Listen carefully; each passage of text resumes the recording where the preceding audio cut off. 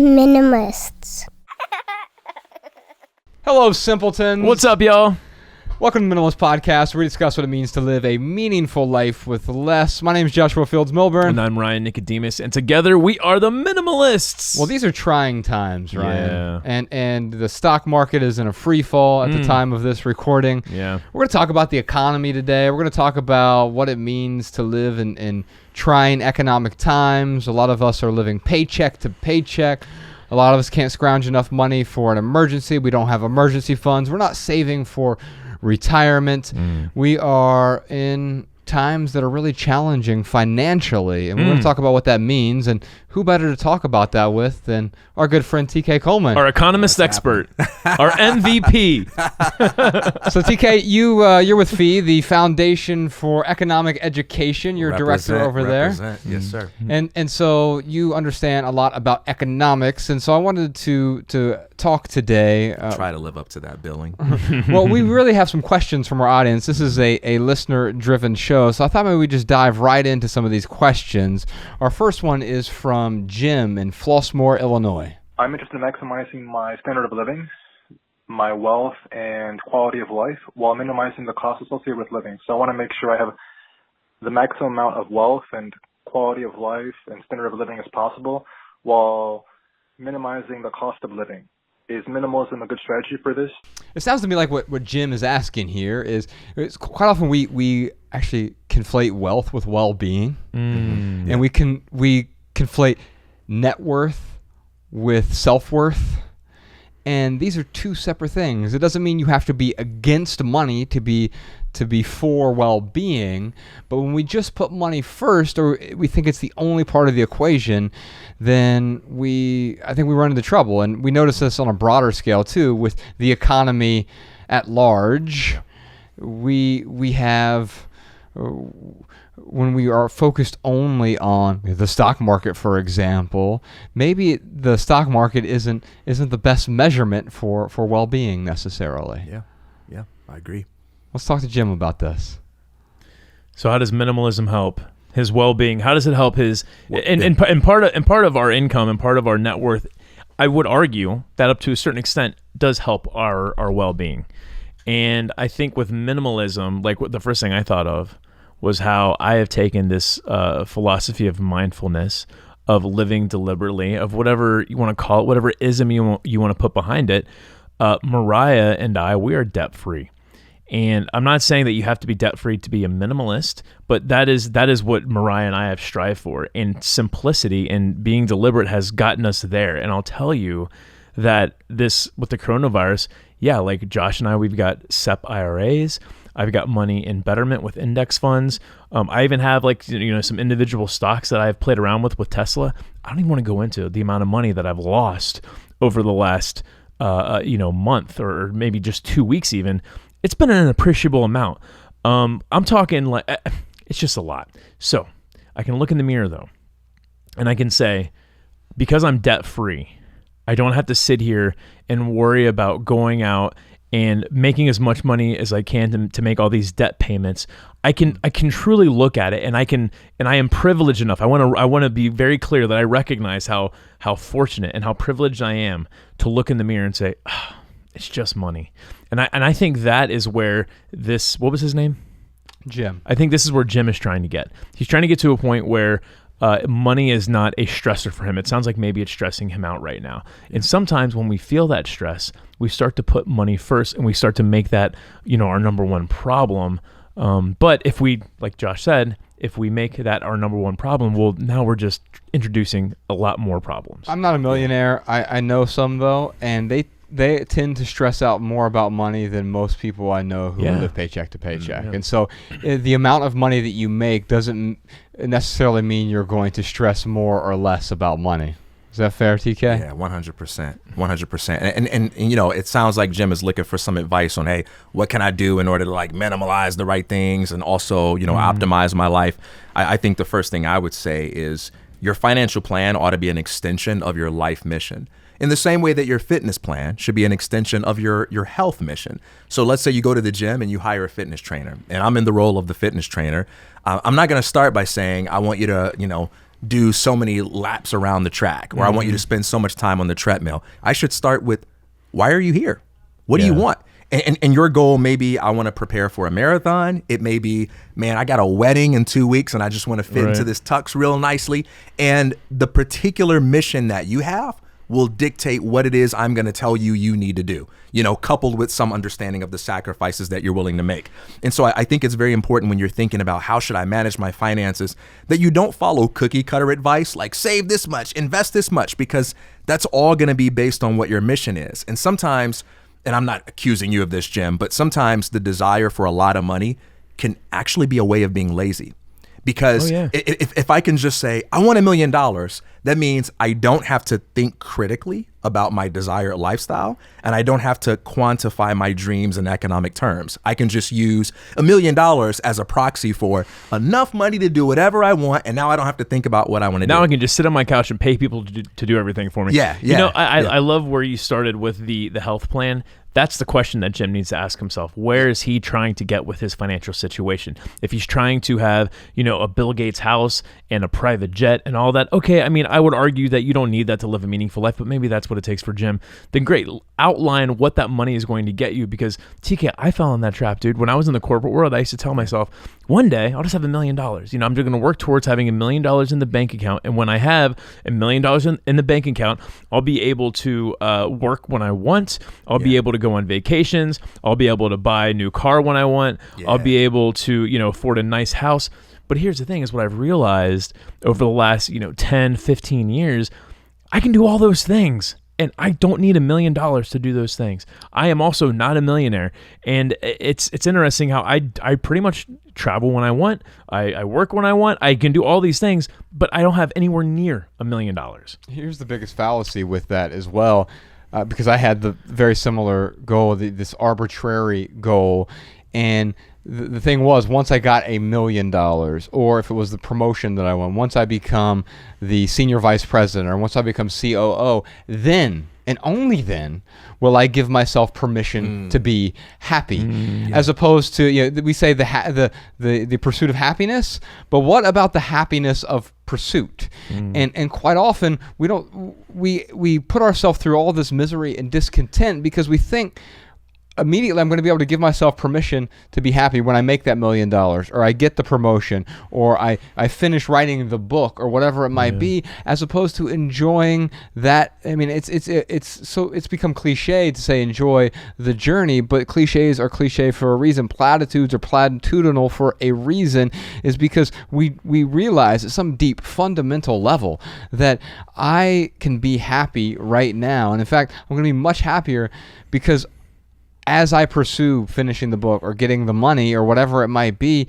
I'm not waiting for that switch to flip, because it will flip, and I'll feel that momentary burst of happiness, but then I'm going to feel a deep, deep emptiness because it wasn't everything that I thought it was going to be. If you rely on a number to make you happy, there's just going to be another number that takes its place.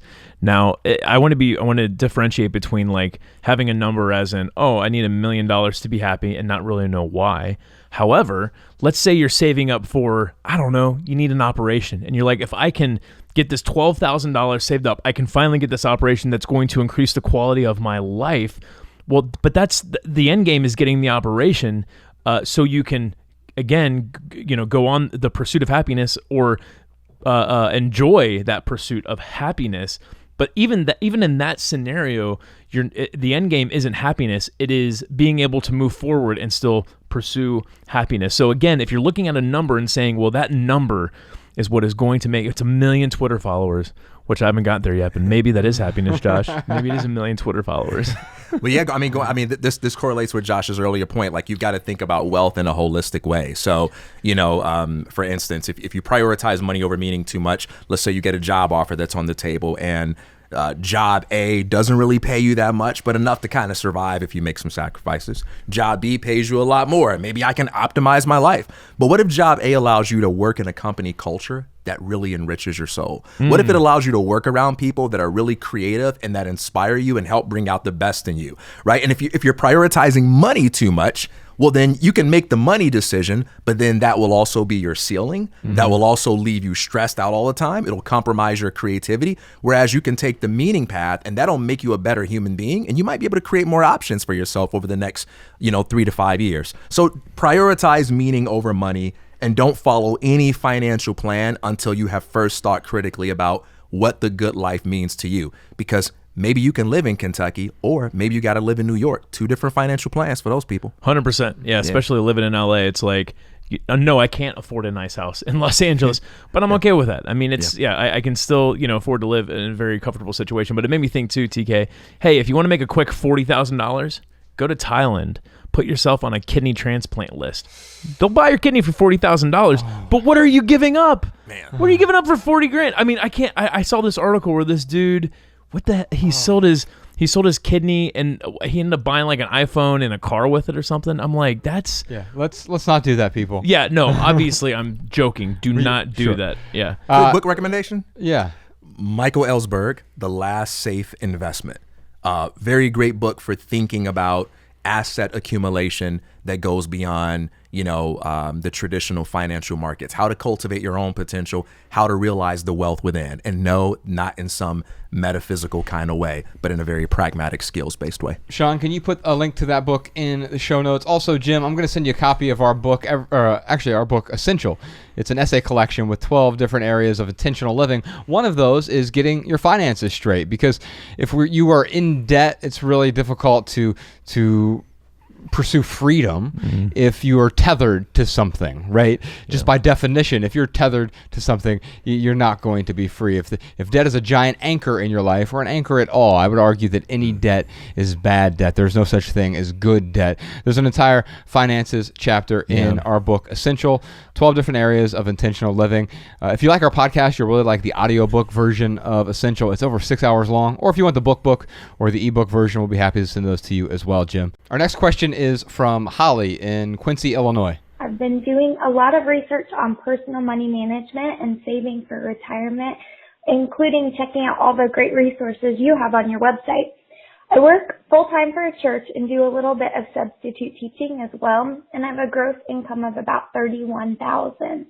A lot of the items you recommend on your website sometimes are out of my league, even practicing a minimalist lifestyle. So my question is, what recommendations would you give for managing finances, saving, retirement, etc. for a person with a modest income?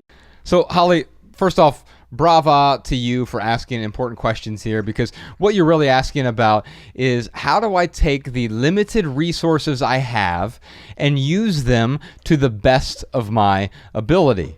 You're talking about minimalism. And I often will say that, when Ryan and I, we grew up really poor, but then throughout our 20s, we made really good money in the corporate world, right? As we made more money, though, that amplified our bad decisions, because we had more resources to then support our bad decisions. And what Holly is saying here is that some of the things that we recommend on our website are out of reach for her. I wish she was more specific on that. I do too. Because I can't. I'm trying to really rack my brain. Referring to like books that are too expensive, or like that's what I thought. That's what I thought at first. But I think what the way I took it, and again, I wish this is why she said something specific, is the practices that we talk. Like we talk about, hey, saving $20 a week. Mm-hmm. Like there are certain recommendations we have. But yeah, but even a book though, that's where my first thought went. But I'm like, we've never recommended a book that was more than $20 or more than free at your local library. Exactly. And so, Holly, what I would say is, sometimes we come up with these excuses in our own mind and saying, I'm unable to do X because I'm not the type of person, or I can't afford it, or whatever. We're talking about minimalism. Minimalism is free. Why is it free? Because living intentionally is free. Now, can you be a multimillionaire minimalist? Yeah, I would argue that Kanye West lives in a minimalist home, even though it's a $60 million mansion, because there's intention that goes into that. Do you need a $60 million home to be a minimalist? Obviously not. You can live in an RV. You can live in a one-bedroom apartment. It's about being intentional with the resource you have. So you're asking the right question. But you're saying, okay, I make $31,000 a year. Can I be a minimalist on that? Well, I can tell you from personal experience. I lived in the corporate world. and made really good money. I walked away from that. The first year I walked away, I made $23,000 that year, and I was more financially secure making $23,000. Not to say I didn't have to make some sacrifices. I had to get rid of some things that I otherwise would have paid more money for, but I was more financially secure. Why? Because I took personal responsibility and said, my time is worth more than the money I'm going to spend on the things I don't necessarily need.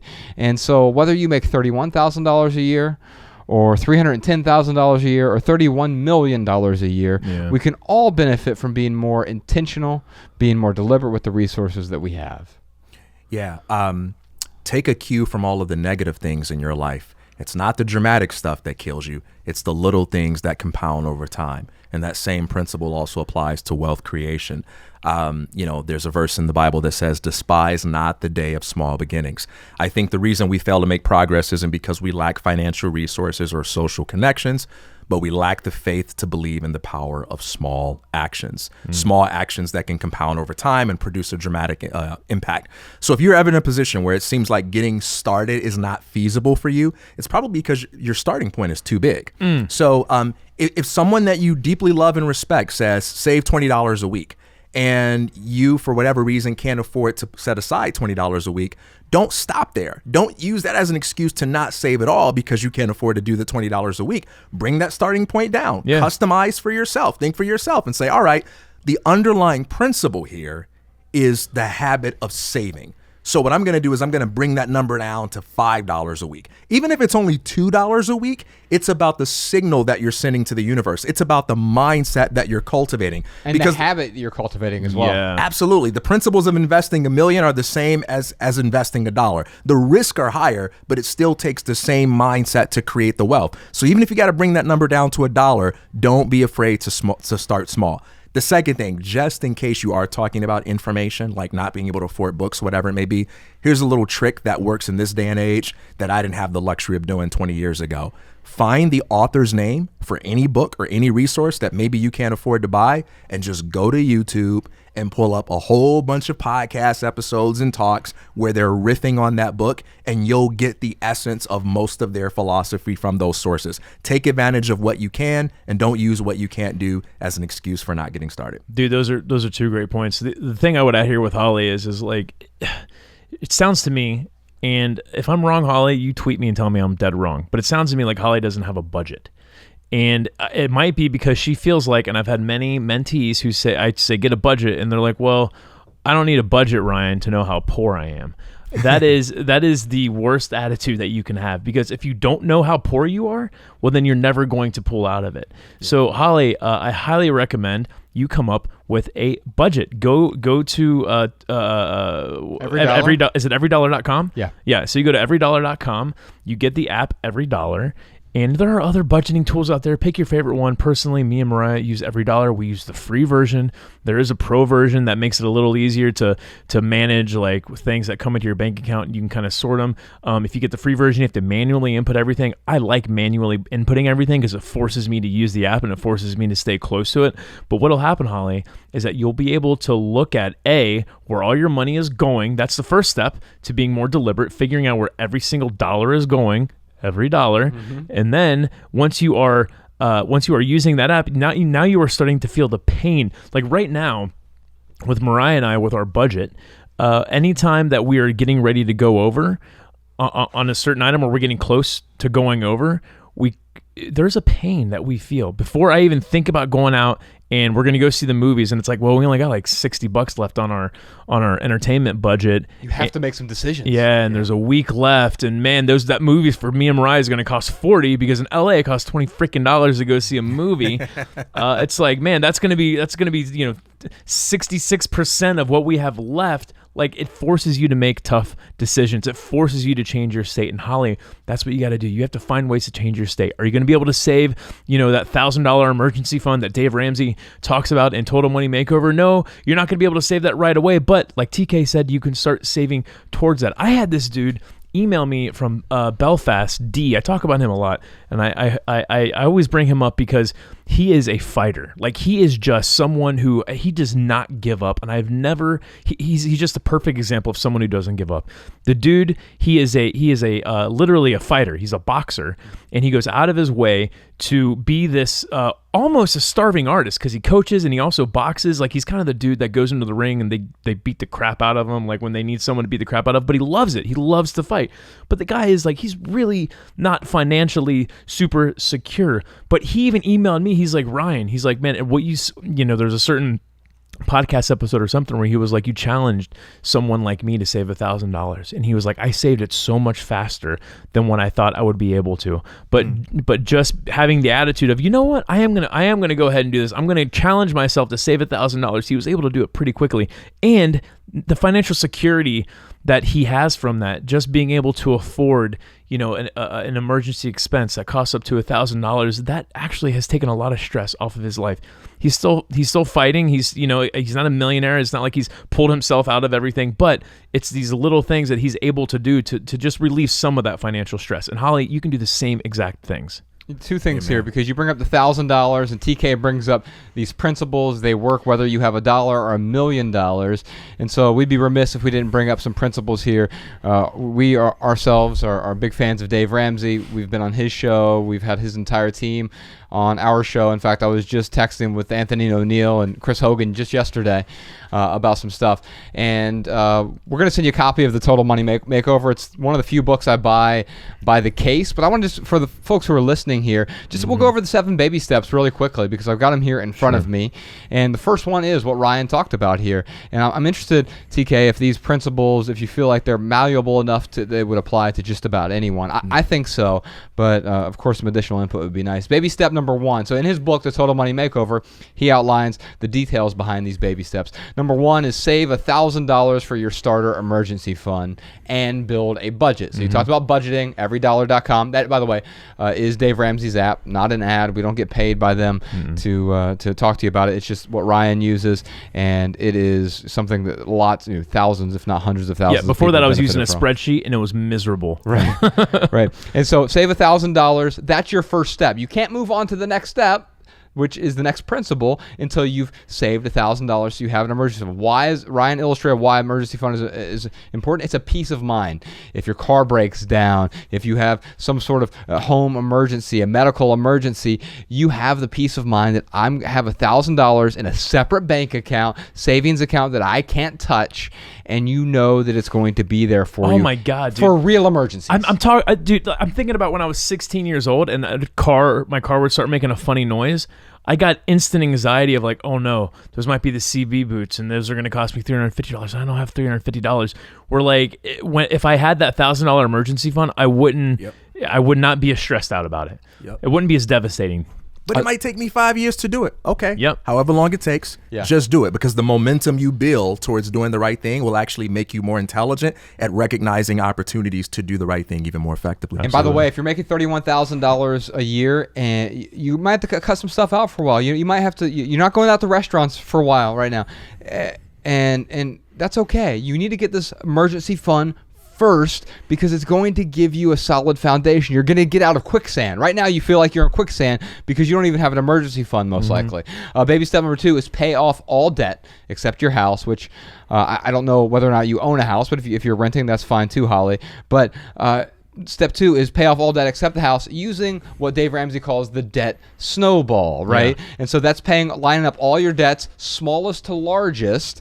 And the math doesn't always work perfectly on this, but it gives you the momentum that you need to keep going. So let's say you're like the average American average American who has 4 credit cards in their wallet, or maybe Holly, you're like 1 in 10 Americans who has 10 or more active credit cards in her wallet.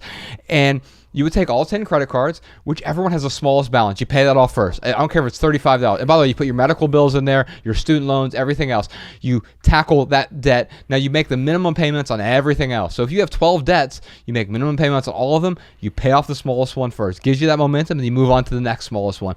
So forth and so on. You get that momentum. All of a sudden, you get to that last one, and you're just throwing all the extra money you have. You're not eating out at restaurants. You're not going to the movies. You're saving money however you can to pay off the debt. You've got your emergency fund. Baby step 2, you're paying off all debts. Baby step 3 is you save, you add on to your emergency fund 3 to 6 months of expenses in a fully funded emergency fund. So let's say if you make $31,000, and if you're spending all of that, then you're going to need $15,500 somewhere around there long term. Now that might take you a year or longer to save that up, and that's okay. But you're going to keep working on the baby step. You don't work on these simultaneously. You go from baby step 1 to baby step 2 to baby step 3 until you finish that step. Baby step 4 is start investing at least 15% of your income. Now you can invest more than that eventually, but that is a baseline. Now that would apply if you're a millionaire. You save 15% of a million if you're making $1 million a year. If you make $1,000 a year, you're saving $150 a year, right? So that principle still holds. It's not saying everyone needs to invest $1,000 a month or whatever. Yeah, for sure.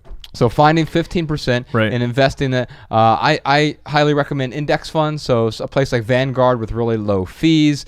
Dave Ramsey recommends mutual funds. The key here is finding a place to invest your money and realizing you can't time the market. We're in a time right now where it's panic season and people are pulling their money out of the market. You cannot time the market. No. You are not a day trader, so don't buy individual stocks. Don't buy commodities like Bitcoin or precious metals or whatever else. These aren't investments. Some people who make it their full-time job to day trade, they can figure this out. You don't have to worry about that. Personally, I put my money in Vanguard mutual funds. You can go to a place like Betterment, not a sponsor, but they will help you out with it. Or you can go to Vanguard directly, and you can do that. Or if you're a place of employment, whether either the church you're working at or the schools you're teaching at, now if either one of them offer a 401k, invest in that, because a lot of these 401ks match, and that's a great place to put your money as a 401k or a Roth IRA. If you're making if you're not making a lot of money, then a Roth IRA is post-tax, but you're not going to get double dipped on. I can taxes. imagine how Holly right now listening to this, how stressful it might be for her thinking about investing any money because maybe she has a lot of debt. But that's why you got to follow these steps one at a time. Because Holly, when you once you get that emergency fund, that $1,000, once you pay off all your debts, once you get your 6 months saved up, well, now it's a hell of a lot easier to start investing. Yeah, investing 15% of your income when you don't have to worry about those other things. I heard a preacher once say, he said, God doesn't bless you when you obey. He blesses you while you obey. And what he meant by that is the rewards of a good life are not something that you have to wait for at the point when you've lived it. The rewards of a good life begin once you get into the rhythm of the process itself. The rhythm itself, it's what's rewarding, because that rhythm creates other opportunities and it begins to feed on itself. So just get in the rhythm of doing the right things and don't have the mindset of I can't experience the benefits of this until I am completely done. Yeah. Amen. Yeah. Truth. So one more. I'll limit this to maximum limit. No, man. Going back to a comment, one of the objections that somebody expressed to you, you may not need a budget in order to know how poor you are, but you do need a budget in order to know how you're underestimating the hidden sources of wealth in your life. Oof. Yeah. Tweet that podcast, Sean. Tweet it. Yeah. All right, baby step 5 is save for your children's college fund. So I think it's like a 539 account if you're going to send your kids to college. Don't have kids. Totally skip number 6. All right, this is 5. Oh, 5. You gotta wait until Yeah. you have kids before you can move to step 6. Well, no, if you don't have kids, then you bypass that altogether. Right. Step 6 is pay off your home early. We are one of the 2 countries that sort of had this 30-year and now 40-year fixed rate Good mortgages. And It makes me think of Dr. Christopher Ryan. He's like, isn't it your goal to accumulate as much debt as you can at the end of your life, so when you die, you don't have to pay anything? Be debt back? for your whole life until you're 70, and then get the 40-year mortgage. Right. And some of these banks will do it. Okay, we'll give you the 40-year mortgage. Well, because that debt gets passed on is the problem. Well, I mean, sort of, but not really. Some of it does, yeah. Yeah, and so, you want to pay off your home. and the reason that you want to pay off your home early is because it is a debt, and there is no such thing as good debt. Now, there are some debts that are better than others, and so having a house payment is better than having a cash loan payment, right? Yeah. Or having a loan shark payment. Right. So yes, you want to pay off your house early. And number 7 is build wealth and give. What Dave Ramsey obviously says is you want to give like you want to live like no one else, so you can eventually give like no one else. Meaning you're gonna have to get really weird about all of these things and saving your money, spending it more wisely, and people are gonna look at you sometimes like, oh, you're not going out to eat with the rest of us? No. Why? I'm not saying no to going out to eat with you. I'm saying yes to paying off this debt. And if you reframe it like that, you have a way to, not that you have to explain yourself to anyone, but it's empowering to be able to say, here is what I'm doing, and I am unabashedly, unapologetically weird because our society is broken, and I'm tired of being broke as a consequence. One add-on to the notion of giving. Giving is like saving. It's not something that you wait until you get rich to start doing it. You gotta start doing it now, and it takes discipline and faith to do it now. And yes, you may not be rich, but you can customize. Man, give away a nickel, give away a penny, give away time, like give away a thank you card, but find a way to get into the giving mentality. There's a quote in the Bible that I love so much that's often misunderstood and underestimated. It says, it is better to give than to receive. And I don't think that's just a statement about the nobility of being a giver. I believe it's a piece of advice on how to really empower your life. The reason it's better to give than to receive is because you cannot give from a consciousness of lack and scarcity. In order to give, you have to see yourself as someone who has something to give. So the very act of giving is one that transforms your mindset and causes you to think in terms of abundance. So when you practice giving, you actually increase the odds that you will recognize opportunities for more abundance in your life. The fastest path to getting richer is trying to think in terms of how can I become a habitual giver. Dude, I love that, man, because you don't have to wait till baby step number 7 to give. Yeah. I mean, you do have to wait till baby step number 7 to give. What is it, 15%? No. 10%? No, it's not. Well, I mean, obviously, Dave, he recommends giving 10%, but you can give as much as you. The thing is, you can be like Mike Bloomberg, who is giving away virtually all of his wealth. I mean, he's given away nearly, what is it, $80 billion, and you have people like Bill Gates who are giving away most of their income throughout their lifetimes before they die. And so you can give away nearly 100% when you get to these levels. And so since we're talking about sort of economics and economic hardship, TK, I thought maybe we could finish this Holly's question. By the way, Holly, we'll send you a copy of Total Money Makeover. We buy them by the case here. But TK, I figure we could talk about giving because we often think that someone else is going to give, whether it's the government or it is some other charitable organization, and we often don't think about our own responsibility to our community and the people around us to contribute beyond ourselves. Yeah, well, the interesting thing about this topic is that giving is a little bit like writing a book.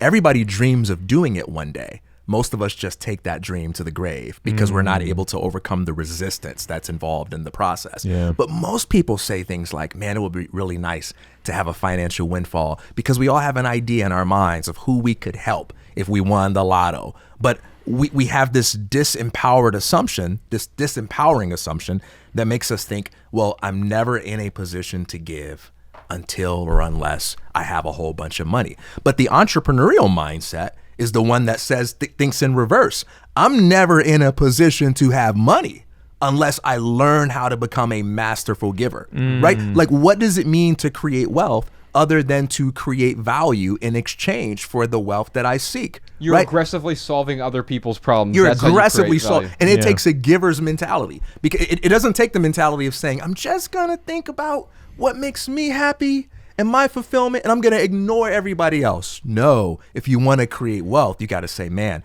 I need to humble myself and become a student of other people. What does this brother need? What does this sister over here complain about all the time? What's making them so unhappy? They look like they're struggling unnecessarily over that. Like, how can I come up with an idea, or how can I use my gifts and talents in order to solve that problem for them? And the reason you want to go through this process is not just to create external wealth, But this is a process that causes you to take your own creativity more seriously. Because I reject this myth that it takes money to make money. It doesn't take money to make money. Money is a symbolic representation of creative power. It takes creative power to make money. And in order to make money, what you have to do is you've got to look within at your own inner resources, your own intangible assets. And you've got to say, I've got something. Maybe the ability to make people laugh. Maybe the ability to cause people to see things differently. Maybe the ability to make them feel good about themselves. I've got something. How can I figure out what that is and do the work necessary to give that to people from whatever position I'm in? That's how you get the money to be the giver that you dream of being. You got to give first. I love that, dude. That makes me think about how when I moved to Los Angeles, I started just realizing how there's this wall I have to push through. And so there's a certain point where I was like, okay, I'm going to give someone the gift of feeling valued. Yeah. And like that's what I do in LA now. And it has created so many meaningful actions with just random people because I'm just giving them the gift of feeling valued. Where in a place like LA, it's a very much service attitude. You're paying, you're tipping, everyone's doing something for you. And it's sometimes it's a little disheartening to look at just how this city operates on valet and whatever it may be. So when I have to get my car valeted, or when I'm getting a cup of coffee, it's like instead of perpetuating the entitlement, that's right, I'm in LA, this is what LA is. It's like, no, like this LA experience happens because of this valet person. And going out of my way to give just someone that feeling of being valued, it creates a better experience for me, not just for them, but me also. Yeah, and the more you do it, the better you get at it, right? Yeah. There's a verse in the Bible that says, I'm going to shut up real quick, Josh. There's a verse in the Bible that says something to the effect of, he that considereth the clouds shall not sow, and he that regardeth the rain or the wind shall not reap. And what it means by that is you're never going to get the permission from your circumstances to invest in your life and to invest in other people. You've got to decide to do that as a fundamental act of rebellion. And when you exercise that courage, that's when you begin to reap what you sow, because you're sowing with the permissionless mindset. Yeah. I love this conversation because it really, what I hope people are getting out of this, people right now who are like, I don't have two nickels to rub together, I got nothing to give. That's not the case. You absolutely have a gift to give people, whether it's making people feel valued, whether it's making someone laugh, whatever it is. Like, you have the power to really get clear on what it is that you have to give and start giving that. It's going to create, yes, a better life for the people that you're giving that to, but it's going to create a better life for yourself. And it will probably create more wealth for you long term as well, because as TK mentions, we're talking about expense problems here, right? The debt and yes, if you're making $31,000 a year, you're going to have a harder time with your expenses. There are two ways to tackle it, and I think it should be tackled from both sides. The first way is we do need to reduce our expenses. We need to be more responsible with the money that we have, and that's applicable no matter where you are in the socioeconomic ladder, especially if you have less money. We need to be especially responsible with that money. And so, TK, I think you would probably argue that if someone is in poverty, they especially have to be responsible with the money that they have, and then also not just the money, but any resource they have.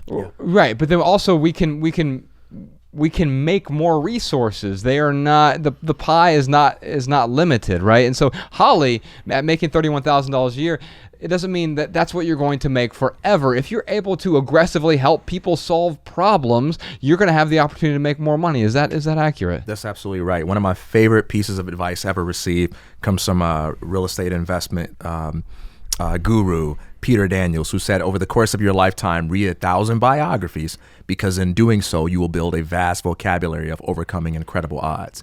James Baldwin, to paraphrase, said, I thought my troubles made me unique in the world, but then I began to read. And when I began to understand the stories of other people, I realized that my troubles were one link in a chain that connected me to all of humanity.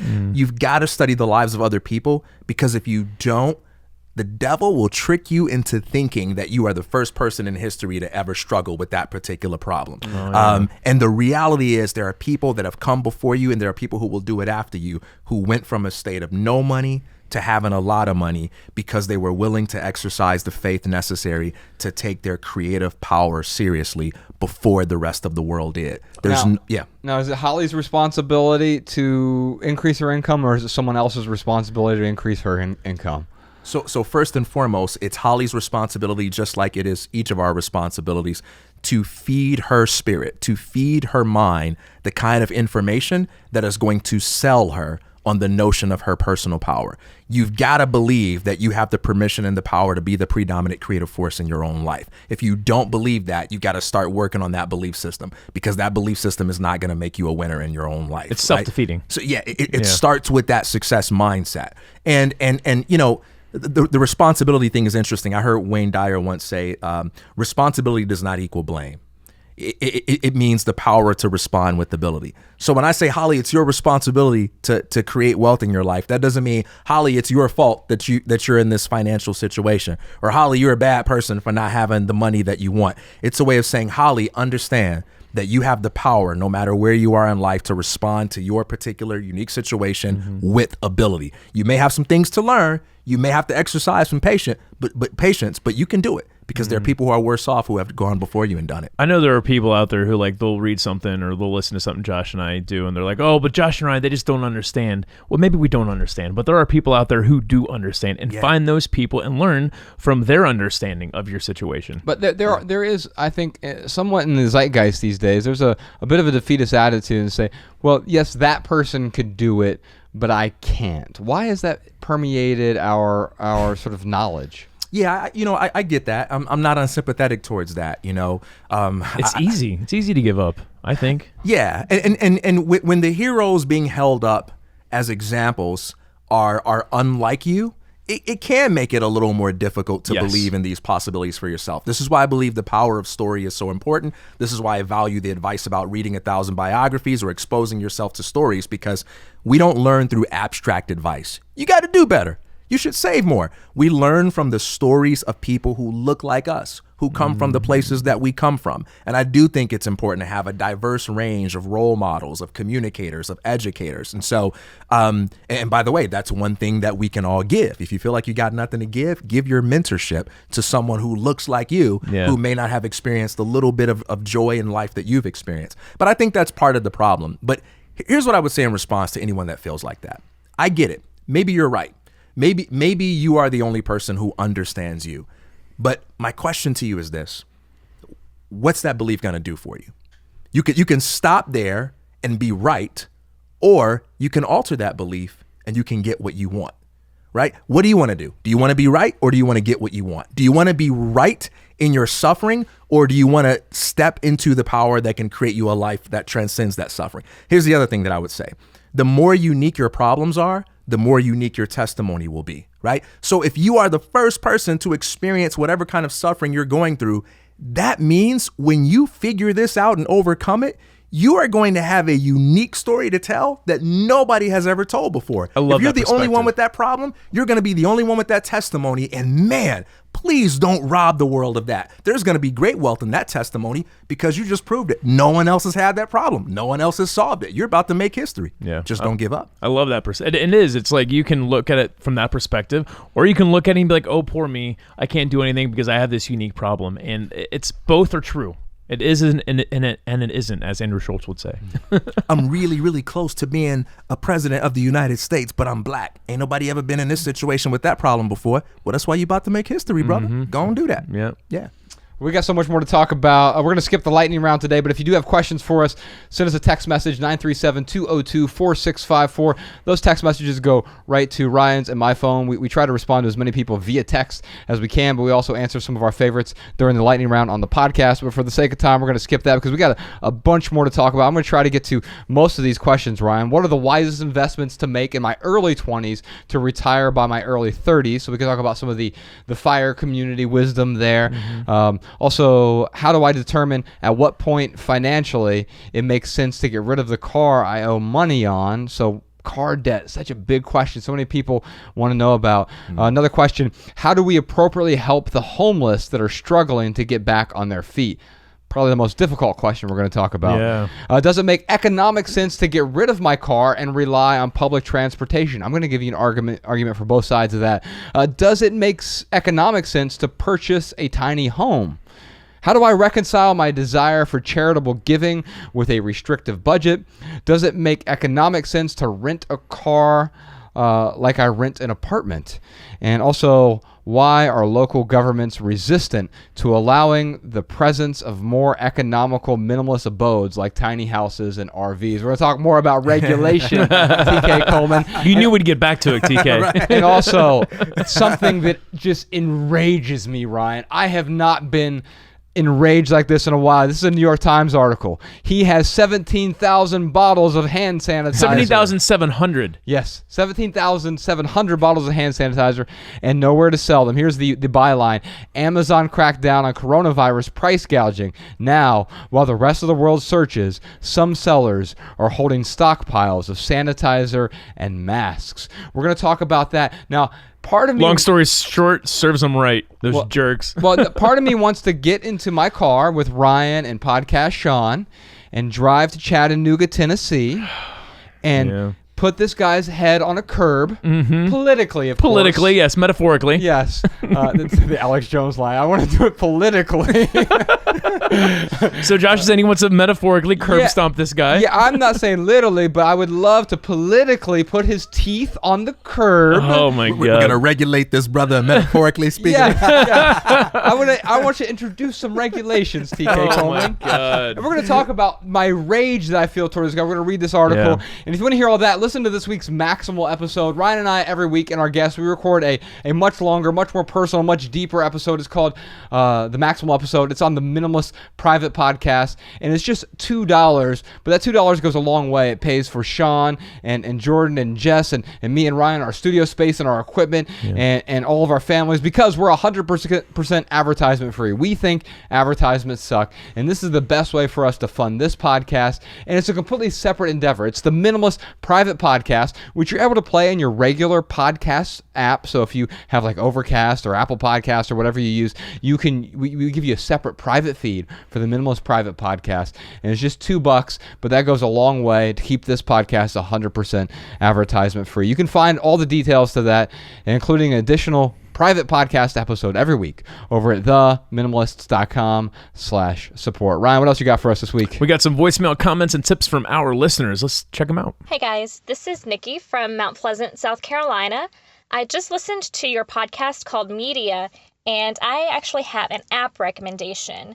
I do have an Android, but I'm pretty sure there's an iOS and iPhone app out there that's similar. It's called App Detox, and I love it because it allows you to restrict and even block access to apps on your phone. So I personally use it for Facebook and Instagram, and I allow myself a 30-minute time limit each day. But at times, especially when I find myself getting lost in the infinite scroll of the news feeds, I'll actually block access completely. So I think that it has added a lot of value to my life, and I think it can add value to a lot of other listeners' lives as well. I wanted to call in to share a recent revelation that I had, which has removed numerous roadblocks I've come up against on my quest for a more minimalist lifestyle: the public library. I hadn't been to the public library since about high school, and I can't believe I had forgotten all of the free resources available at my local library that previously I had been routinely and wastefully paying for. Movies and movie rentals, magazines and magazine subscriptions, books, many of which, if I decided to purchase and not rent, lingered around in my house collecting dust until I got around to minimizing them. Even the due date on the materials I get from the library now is helpful.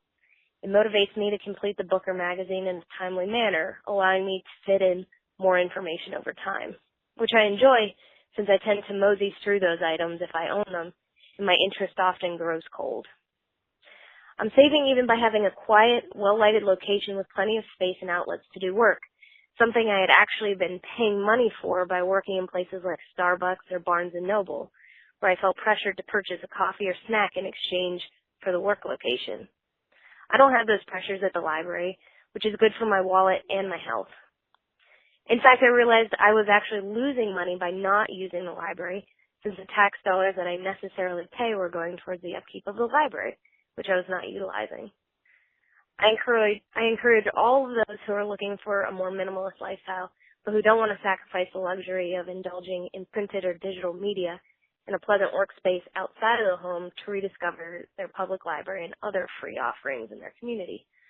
Something that's simple and easy. All right, y'all. Before we get out of here today, I want to say thank you to TK Coleman. Yes. TK, I want to encourage folks to check you out. tkcoleman.com. They can check you out. fee.org, I believe it is. fee.org/Rev1. Okay, Rev1 is is TK Coleman Show, but most important, follow his Twitter feed because if you're looking for someone to follow who has thoughts that are a bit against the grain, but also that he's my favorite person to disagree with. It's like the best compliment and insult at the same time. So if you want someone You're to agree, my favorite face to hate. Oh, that's much better said. Tweet that, Sean. So check out TK Coleman. He's TK_Coleman on Twitter. We'll put a link to all of that in the show notes as well. I just want to say thank you and acknowledge you for doing something amazing. Thank you so much, TK. Thanks, guys. Yeah. Love you guys. No, what I love about you, TK, is you really push what I value and what I believe, and you help me either come towards your side or you really help me to dig deeper on why I feel the way I feel. And that is a true talent, because we can have a conversation, we can have even a rational argument, and we can still we won't give each other hugs now because of the coronavirus, right. But we could still give each other a hug afterwards under normal circumstances. Real quick for right here, right now, here's one thing. Appreciate that, brother. Here's one thing that's going on in the life of the Minimalists. If you go to theminimalists.com/resources, I'm there right now. We have a bunch of free resources for you. We're talking about economic hardship today, and we don't want finances to be the barrier. So Ryan and I have a bunch of free resources on our website. In addition to our free newsletter, we have a Simple Sunday newsletter. You can sign up for free. We send you an email with some minimalism tips or just minimalism essays, different writings about simple living, intentional living every week over at theminimalists.com/resources. You can also get our podcast show notes in your inbox for free. So all the things we talk about, you can get those right there over there on our website. We have a free ebook called The Minimalist Rule Book, 16 Rules for Living with Less, everything from our photo scanning rule to our minimalist gift giving rule. This free ebook will help you simplify your life one rule at a time. We have the 30-day minimalism game calendar. We have 6 free minimalist wallpapers, and actually we're adding a 7th one this month. You can't change the people around you, but you can change the people around you. You could put one on each of your 7 screens. Minimalism. Dude, we got to talk about minimal maximum Mondays too.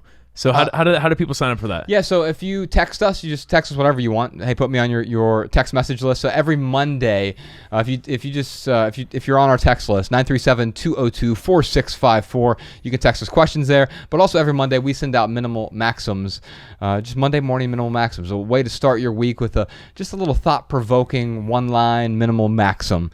And so you can do that just by texting us. Also, you can find some minimalist home tours over on the free resources page, the values worksheet. Get in touch with your values, and a whole bunch of other resources there. Theminimalists.com/resources.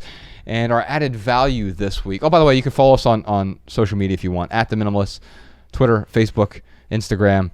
You can comment on this episode, youtube.com/theminimalists. But for our added value this week, Ryan, someone just sent me this song this morning on Twitter, and people send songs, but it was the perfect song. We're talking about economics and how we get so caught up in sort of consumerism. We're spending money on the wrong things. And so this song is called Personal Shopper.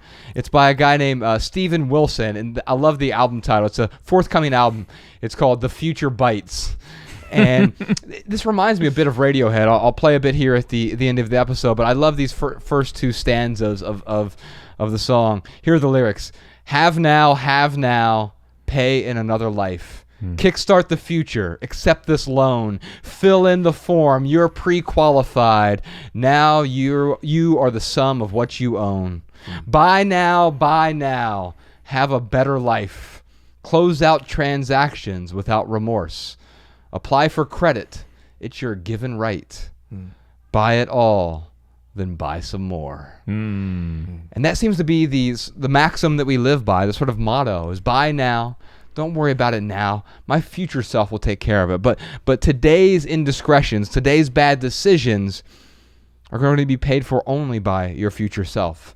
And so keep that in mind. Your future self will also benefit by having the right decisions made today. So I hope you enjoy this song from Steven Wilson. This is called Personal Shopper. And if you leave here today with just one message, we hope it's this. Love people and use things, because the opposite never works. Thanks for listening, y'all. We'll see you next time. The Minimalists.